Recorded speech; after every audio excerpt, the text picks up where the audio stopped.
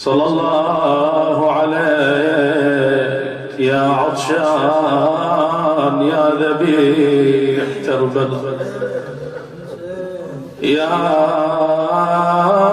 مسلوب العمايا يا متي والرداء، وعلى أخيك قطيع الكفين ساق العطاشة، وعلى سيدة الصبر وأم المصائب زينب الكبرى،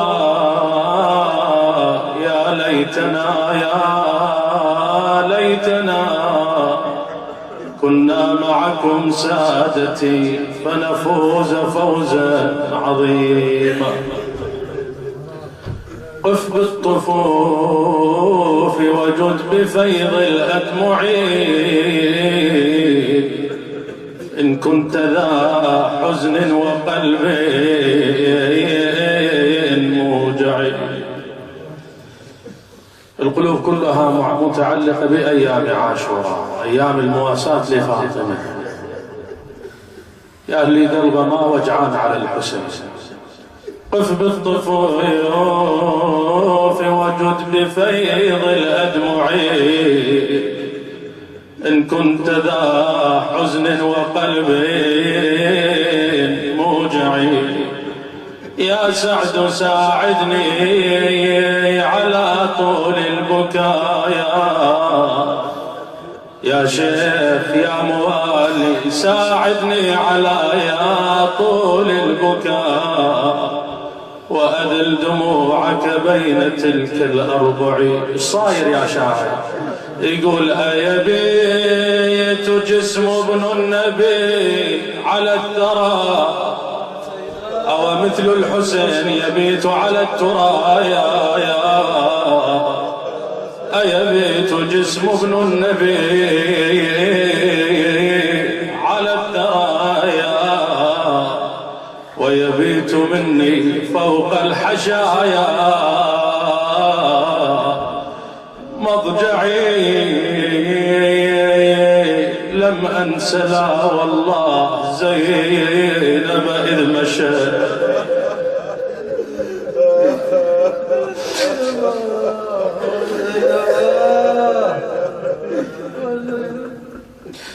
لم أنس لا والله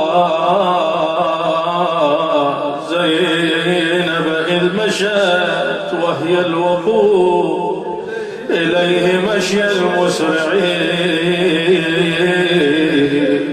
تدعوه والأحزان ملء فؤادها، والطرف يسفح بالدموع هم معي.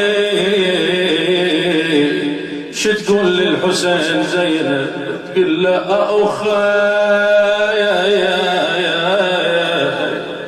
أخي أين أبي علي المرتضى،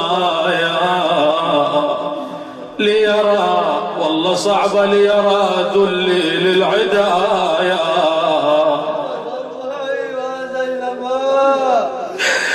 وتخضعي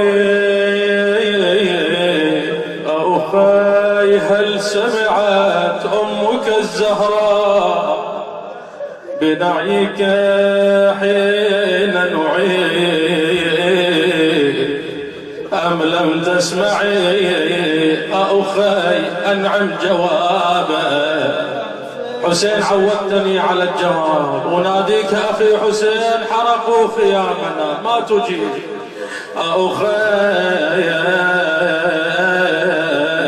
أنعم جوابا يا حسين، أما ترى والله أما ترى يا شمر الخنا بالصوت كسر أضلعي،